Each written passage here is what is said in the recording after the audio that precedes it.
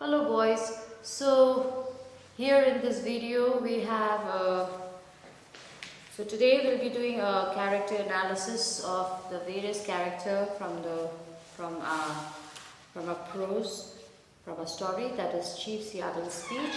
Now the first character we'll be taking is Chief Seattle himself. Okay, so he was a tribal leader belonging to the 19th century. In his moving speech, he has expressed a response to Governor Stephen's proposal to buy the native land. This proves his patriotism in trying to protect and preserve the native Americans' rights to their land where they had been born and were living for ages. So it bears proof of his basic principles. He was not destructive, not fighting for humanity, but fighting for humanity. His intention was to safeguard their rights, their welfare, so he was willing to accept the proposal of friendship with the whites. Okay, so he clarified the pains of war and its result. He was one with a spiritual bent of mind, and he had projected the sacredness of the land, the tradition of the great ancestors. He believed that the dead lived on. There is no death, only a change of world. The invisible dead will continue to live forever.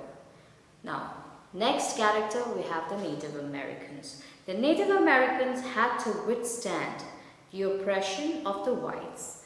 They, that is the Red Indians, were once seen in large numbers, but now they were like scattering trees of a storm-swept plain. Now we can see the metaphor. They have to live in constant dread of their enemies.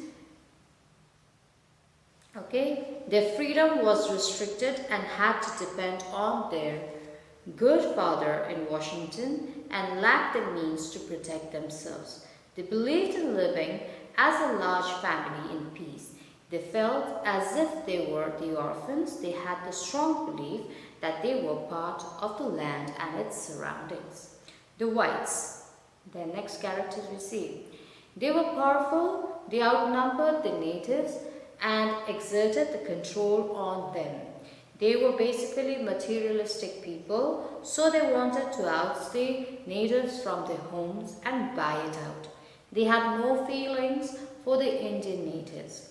They proved to be the masters and expected the Red Indians' obedience in order to safeguard the colonial interests. They belief in religion differ from the Indians. Religion to them meant following rules. The natives believed in spiritualism.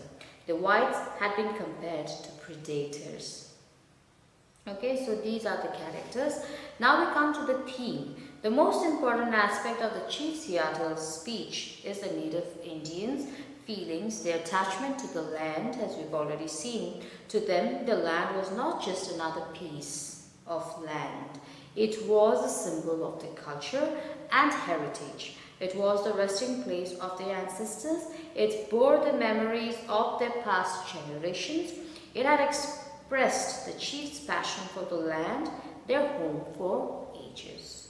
So they believed that their land is sacred and nobody, they had a strong belief that there is no death. For the Native Americans, there is no death, only the change of worlds. That is the living world, all right, and the spiritual world.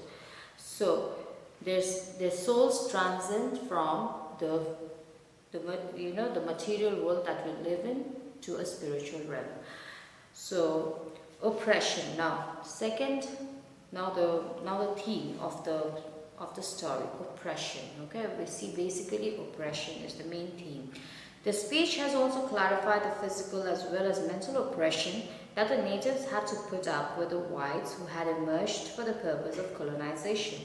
They were unjust and exercised the authority on them. In his speech, the chief had said that it is the natives' land that the Pig chief in Washington wished to buy. The whites were more powerful than the Indians. It had also been said ironically that the great and good father would care for them provided they agreed to his terms.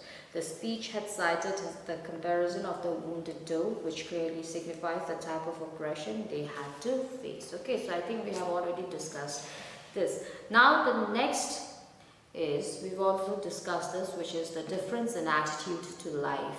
That is another theme of the story. They had different attitudes to life. They saw life in a different way. The whites and the Native Americans. The Native Americans saw life in a different way, and whereas the whites saw life in a different way. Okay, so there was a basic difference in attitude to life. So the basic belief of the whites and natives were different. Throughout the speech, the difference in the skin color has been repeatedly mentioned. This means it was considered as one of the basic abnormalities. The difference in the culture and religious identities was an important factor. Chief Seattle says your God is not a God. The pale-faced man and the red man is the primary problem and cause of rift. Okay, so basically they bring in the difference in the skin color. Okay, the whites are white, of course, all right, they are known as the pale-faced, and the Native Americans were red. They had brown skin color. Okay, so that was the basic differences, and a very major difference that brought in a rift between the spiritual and religious and cultural beliefs as well, identities as well. Okay, and the pale face, the whites believed that the Red Indians' God would never listen to them, whereas the Red Indians believed that their God would never, answer their prayers. So that is why in his speech, Chief Seattle also says, your God is not our God. Okay, the pale-faced man and the red man is the primary problem and the cause of the rift. So starts with basically with the skin color. Transcendence. Now, the native believed, this is another theme. Okay, so the natives believe that the land to which they belong will never cease to be theirs. It will make them eternal. They will always remain a part of the land. The chief believes that there is no death but only a change of world. Transcendence means to your soul to be not just your soul, but to be transported from one realm to another. So there is the spiritual transcendence for the Native Americans. The Native Americans did not believe that death would stop them from being a part of the world that they live in. Okay, in fact, they believe that there is no death. All right, even if you die, you will still be living, and you will be a part of that land forever, for eternity. All right, so it will make them eternal. So their bodies may perish, but their souls will never die, because it is believed that after death, your soul will come back and will live in that part of the land that you had been living in the physical world. Alright, so the chief believed that there is no death but only a change of world. The change of world here means to say that the physical world that you're living in and the spiritual realm that you'll be going to, it is actually the same place. It is only the difference in your spirit. Now you have a body, you have a soul. Okay, you have a body, you have a soul, and once you die, your soul is going to leave your body. So when it is going to leave your body, all right, so it is going to be living in a spiritual realm. So there is no difference, there is no death, there is no death. People do not die. This is the Red Indians belief that, there is no death, there is only change of world. You are living in a physical world, but you will be living in a spiritual world when you die. So this is what they believed in. Okay, so they were aesthetic people, and they had very deep connection with nature and also with the land that they believed was theirs. Now, prophecy about the future. Prophecy means to predict, okay, to see future. In his speech, Chief Seattle laments that his people are few in number, as the whites are claiming the native lands there will be a time when his tribesmen will cease to exist, but he says in a prophetic tone that there is no use in regretting this fact. He says, tribe follows tribe, the nation follows nation. Perhaps the time of decay for the whites may be distant, but it will surely come. Okay, so he's already seen that. See, they're living as a tribe, all right, protecting the land, okay, protecting their land, but this particular chief, okay, of the tribe believes that he prophesizes in a very prophesizes and in a very regretful tone says that there is no escape. All right now, tribe will follow tribe, nation will follow nation, but there is a time that there is a time that is going to come, that is the time of decay, and that time of decay is the time when the whites will come and settle here. All right, so he's already seen this. He's already seen all this. He says that it is going to be in the distant future, but it will surely come. So he says this in a very regretful tone, and he wants to actually preserve his tribe, of course in that sense, but he also sees a future where these tribes are going to vanish.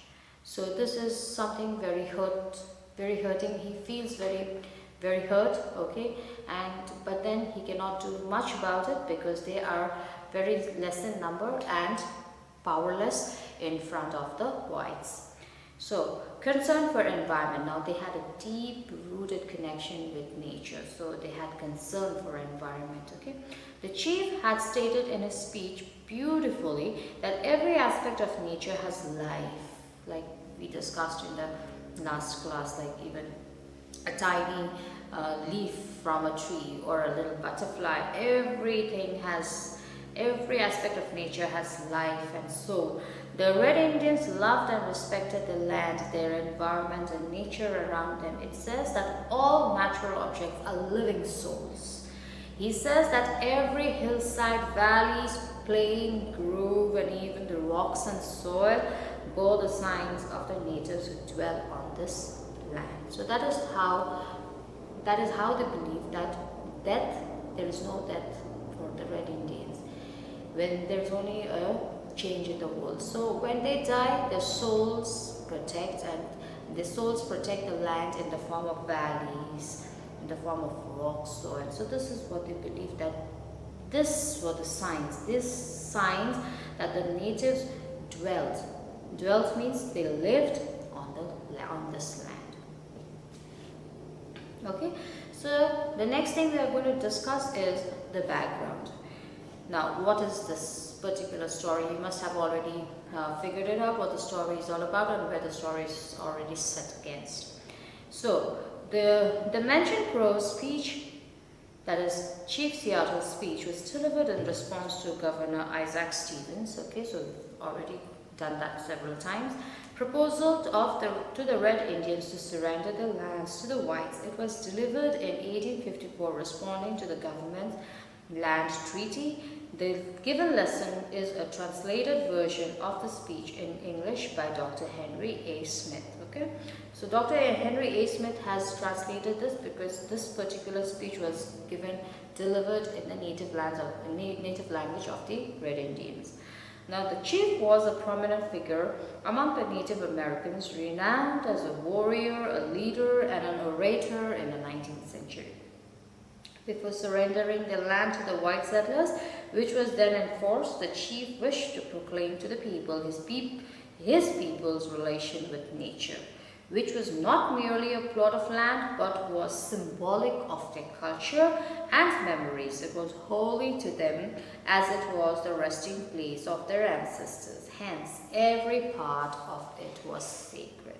He also wished to clarify to the people the physical and mental oppression that the Native Americans had to face when the whites had taken over the purpose of colonization. The chief had wanted to clarify the intentions of the white. Okay, so even if the whites said that they came in with good intentions, the intentions were already seen because because the character of the whites, because the whites were very materialistic, okay, and this particular intention was already sensed out by the chief Seattle. That is why he makes this moving speech. He is a great orator, and he already bore it in his mind, and he was already very hurt, and he was already because he already saw what was going to happen in the near future. He said, like, one day this primary this primary problem, okay, and this primary problem, this doom is going to come. There's going to be a total decay of our tribe. He knew this. So this is what he is trying to say in the speech, and through which he's also wanting to know, and he's wanting to not just know, but to he wants the intentions of the whites to be clarified, so that even people know what their intentions were, with what the intentions that they have carried, the whites have carried in their minds, they have bore in their minds, in order when they were buying the lands from the tribe of the Red Indians. Okay, so this is it. Now in the next class, perhaps I will also read the story, and I will explain the story to you in detail. So thank you so much for listening, boys.